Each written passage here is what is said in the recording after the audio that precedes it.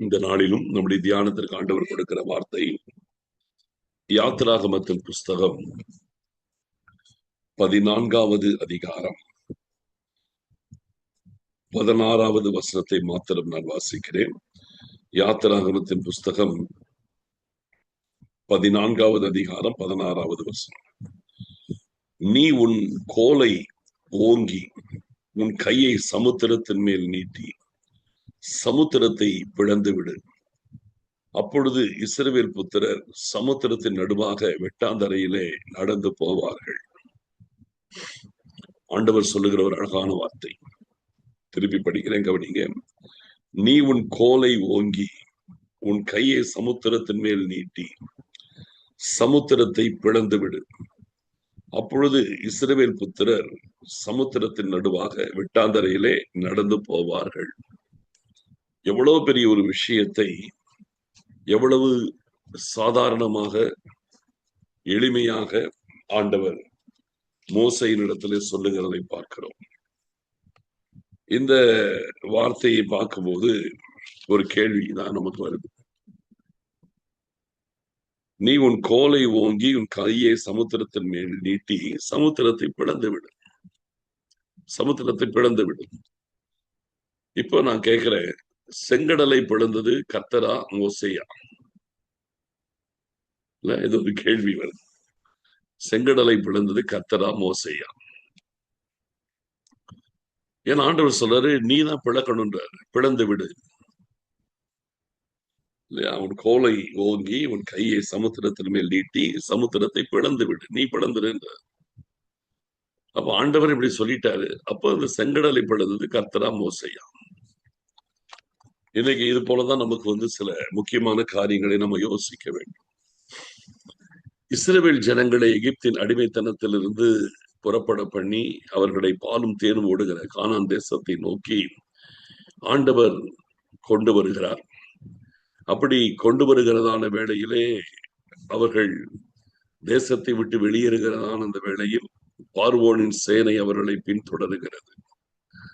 முன்பாக அவர்கள் போக முடியாதபடி செங்கடல் குறுக்காக நிற்கிறது. இஸ்ரவேல் ஜனங்கள் தடுமாறுகிறார்கள். நாங்கள் எகிப்தில இருந்திருந்தாலும் பரவாயில்லை, அங்கேயாவது நாங்கள் நல்ல சாப்பிட்டு நாங்கள் இருந்திருப்போம். இங்கே இந்த வனாந்தரத்திலே நாங்கள் சாகும்படியா எங்களை இங்கே அழைத்து வந்தீர் என்று சொல்லி மோசேக்கு விரோதமாய் ஜனங்கள் கொந்தளிக்கிறார்கள், தடுமாறுகிறார்கள். அந்த நேரத்திலே மோசேக்கு என்ன செய்வது என்று தெரியவில்லை. கர்த்தரை நோக்கி கூப்பிடுகிறார். அப்போ ஆண்டவர் மோசே பார்த்து சொல்றாரு, முந்தின வசனத்துல பார்த்து, நீ என்னிடத்தில் முறையிடுகிறது என்னன்னு கேட்பார். நீ எதுக்கு என்கிட்ட பேசிட்டு இருக்கிற? நான் உன்னை புறப்பட செய்தேன், புறப்பட்டு வந்தாச்சு. நீ என்னிடத்தில் முறையிடுகிறது என்ன? இல்லையா? நீ இப்ப இதை பத்தி என்கிட்ட எதுக்கு பேசிட்டே இருக்கிற? நீ நேரா போ, உன் கோலை சமுத்திரத்துக்கு நேராய் நீட்டு, உன் கையை நீட்டு, செங்கடலை நீ பிளந்து விடு. நீ எங்கிட்ட பேசிட்டு இருக்காத, நீ போய் சமுத்திரத்தை பிளக்கிற வேலையை பாரு. அப்பொழுது இஸ்ரவேல் ஜனங்கள் அதன் நடுவே கடந்து போவார்கள். என்ன ஒரு வார்த்தை! எவ்வளவு பெரிய ஒரு காரியத்தை எவ்வளவு சாதாரணமாய் ஆண்டவர் பேசல. இந்த இடத்திலே ஆண்டவர் மோசேயின் இடத்துல எவ்வளவு பெரிய காரியத்தை அவன் செய்யும்படி சொல்றார். இன்னைக்கு நம்முடைய வாழ்க்கையோட நம்ம தெரிந்து கொள்ள வேண்டும். இந்த உலகத்திலே கர்த்தரால் தெரிந்து கொள்ளப்பட்டு கர்த்தரால் நடத்தப்படுகிற தெய்வ பிள்ளைகள் ஆண்டவரோடு ஒரு டீம் ஒர்க் பண்றோம். புரியுதுங்களா? ஆண்டவரோடு நாம் ஒரு டீம் ஒர்க் பண்றோம். தேவ ராஜ்யத்தை கட்டுவதற்கு, கானானை நோக்கி செல்வதற்கு நாம் ஒரு டீம் ஒர்க் பண்றோம். அதாவது உலகத்துல பாத்தீங்கன்னா ஒரு பிசினஸ் அப்படின்னு எடுத்துட்டீங்கன்னா அதுல சில இடத்துல பார்ட்னர்ஸ் இருப்பாங்க, பார்ட்னர்ஷிப். அப்ப பார்க்கும் பொழுது பிசினஸ்ல இன்வெஸ்டிங் பார்ட்னர் ஒருத்தர் இருப்பார், சில இடத்துல ஒர்க்கிங் பார்ட்னர் ஒருத்தர் இருப்பாங்க. ஒருத்தர் என்ன செய்வாங்க, எல்லாத்தையும் அவங்கதான் பொறுப்பு, இன்வெஸ்ட் பண்ணுவாங்க, எல்லா காரியத்தையும் இன்வெஸ்ட் பண்ணுவாங்க. ஆனால் அதே நேரத்தில் அவங்க வேலை செய்ய மாட்டாங்க, மூலதனம் போடுகிறது, இன்வெஸ்ட் பண்றது.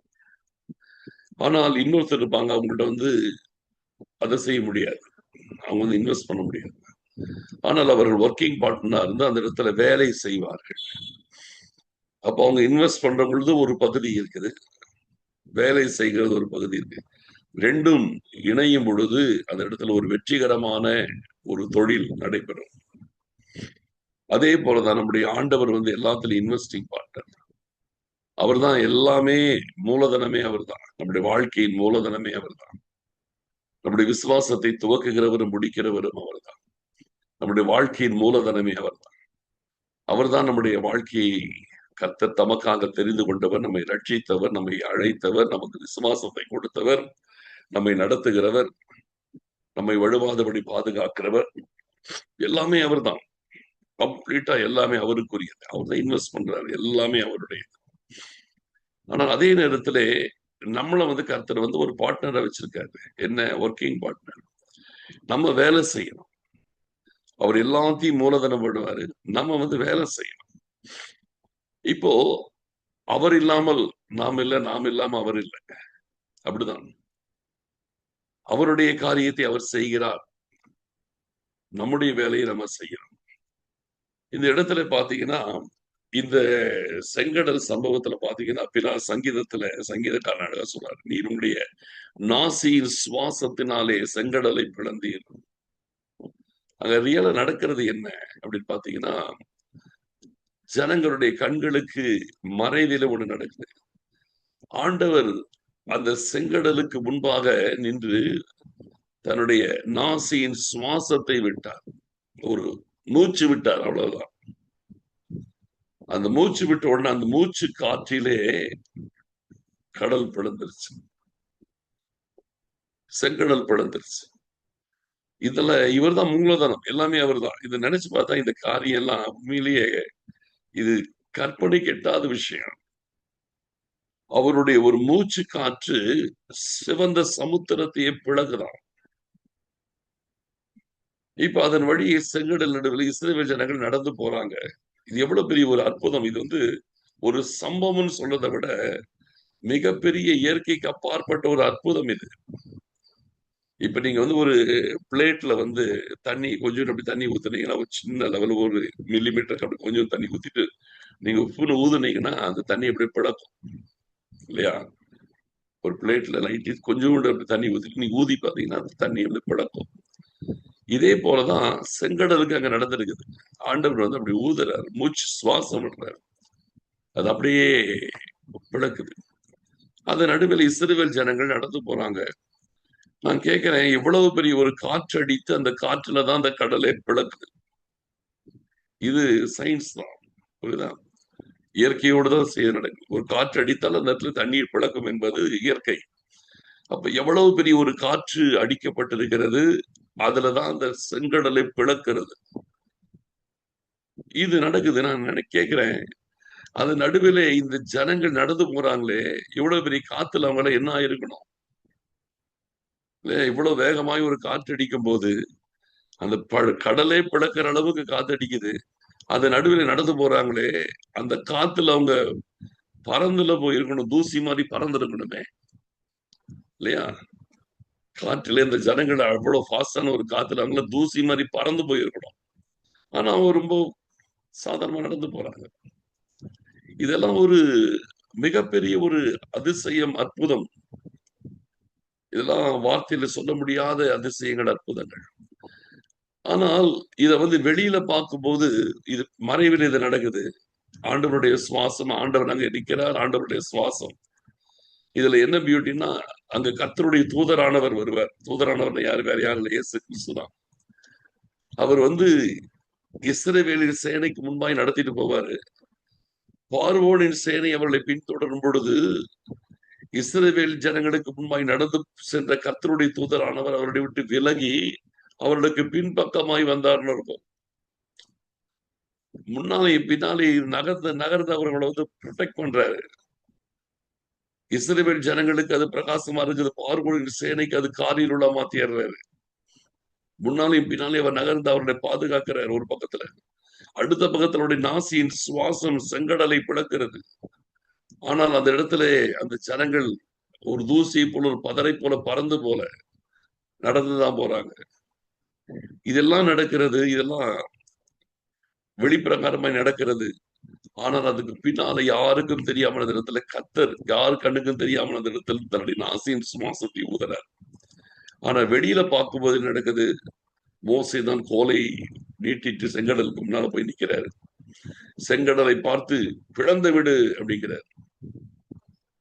கையை நீட்டி, கோலை ஓங்கி கையை நீட்டி பிளந்து விடு அப்படிங்கிற செங்கடலை பார்த்து சொன்ன உடனே அப்படியே சரசரன்னு அது அப்படியே பிரியுது. அப்போ மோசே ஜனங்களின் கண்களுக்கு முன்பாய் காரியங்களை நடப்பிக்கிறார். கண்களுக்கு மறைவிலே கர்த்தர் காரியங்களை செய்து கொண்டிருக்கிறார். இன்றைக்கு நம்முடைய வாழ்க்கையில் ஒன்று சொல்றேன். நம்முடைய ஒவ்வொரு கர்த்தருடைய பிள்ளைகளாய் தெரிந்து கொள்ளப்பட்டவருடைய ஒவ்வொரு செய்கைகளுக்கு பின்பாக மறைவிலே நின்று கர்த்தர் செயல்பட்டு கொண்டிருக்கிறார். முன்னால நம்மளை நிக்க வைக்கிறாரு, பின்னால இருந்து அவர் செயல்பட்டு இருக்கிறார். நம்ம எதை குறித்து பயப்படவோ கலங்கவோ தடுமாறவோ அவசியமே கிடையாது. வெளியில வந்து நம்மளை நிக்க வைக்கிறார், ஆனா பின்னால இருந்து அவர் செயல்படுறார். உங்க வாழ்க்கையில ஒரு பிரச்சனை, ஒரு போராட்டம், அதை நீங்க தனியா ஃபேஸ் பண்றீங்கன்னு நினைக்கிறீங்களா? கிடையவே கிடையாது. உங்க வாழ்க்கையில ஏதோ ஒரு பிரச்சனையை ஃபேஸ் பண்ற மாதிரி தெரியுது, போராட்டத்தை ஃபேஸ் பண்ற மாதிரி இருக்கு. நீங்க தனியா ஃபேஸ் பண்ற மாதிரி உங்களுக்கு தோணும், கிடையாது.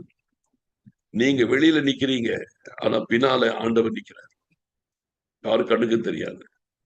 அவர்தான் காரியங்களை நடப்பிக்கிறவர். இங்கே மோசே கோலை ஓங்குகிறதும் கையை நீட்டுகிறதும் செங்கடலை பிளந்து விட்டு சொல்றதும் இதுதான் ஜனங்களுக்கு தெரியும். ஆனால் பின்னாலே கர்த்தர் இருந்து செயல்படுகிறது யார் கண்ணுக்கு தெரியாது. ஆனா அவர் தான் உண்மையிலே செயல்பட்டு கொண்டிருக்கிறார். நல்ல கவனிக்கிறோம். ஆண்டவர் நம்மோடு கூட இருந்து செயல்படுகிறவர். அவர் எல்லா சூழ்நிலைகளிலும், குறிப்பாய் சொல்ல போன ஆபத்து காலத்திலே கர்த்தர் அவர்களோடு கூட இருந்து செயல்பட்டது போல நம்முடைய வாழ்க்கையின் ஒவ்வொரு கட்டத்திலும் அவர் நம்மோடு கூட இருந்து செயல்படுகிறார். இது யாருக்குமே தெரியாது. ஏதோ நம்ம தான் நிக்கிற மாதிரி தெரியும். ஆனா நம்மோடு கூட ஆண்டவர் இருந்து ஒவ்வொரு காரியத்திலும் அவர் செயல்படுகிறதை யாரும் அறிய முடியாது. எல்லாம் சொல்லியிருப்பாங்க, என்ன மோசே பாருங்க செங்கடலை பிளந்துட்டாருன்னு பேசியிருப்பாங்க இல்ல. அதை கண்ட இஸ்ரவேல் ஜனங்கள் அப்படியே அந்த இடத்துல, அதுக்கு பிறகு மீரியம் எல்லாம் பாடி ஆடுறாங்கல்ல. அப்போ கர்த்தரை மகிமைப்படுத்தி கர்த்தாவே தேவர்களின் ஒப்பானவர் யாரெல்லாம் பாட்டெல்லாம் பாடுறாங்க. ஆனா அதே நேரத்துல பார்க்கும்போது எல்லாரும் பேசியிருப்பாங்க, மோசே செங்கடலையே பிளந்துட்டார், கோலை நீட்டினாரு, கையை உயர்த்தினாரு, செங்கடலை பிளந்துருனாரு, பிளந்துருச்சு, எல்லாம் பேசியிருப்பாங்க. ஆனால் உண்மையிலே பின்னால் செயல்பட்டது கர்த்தர். அதே போல நம்முடைய வாழ்க்கையில சொல்லுகிறேன், எந்த சூழ்நிலையிலும் நம் கூட ஒருத்தர் இருக்கிறார். யாரும் பார்க்க முடியாத ஒருத்தர் இருக்கிறார். யாரும் பார்க்க முடியாத நிலைமையில் இருந்து உண்மையாகவே செயல்பட்டு கொண்டிருக்கிறவர் நம் தேவனாகிய கர்த்தர். உங்க வாழ்க்கையில் நீங்க தனியா போராடுறீங்க நினைக்கிறீங்களா? இல்லவே இல்லை. நீங்க தனியா போராடல.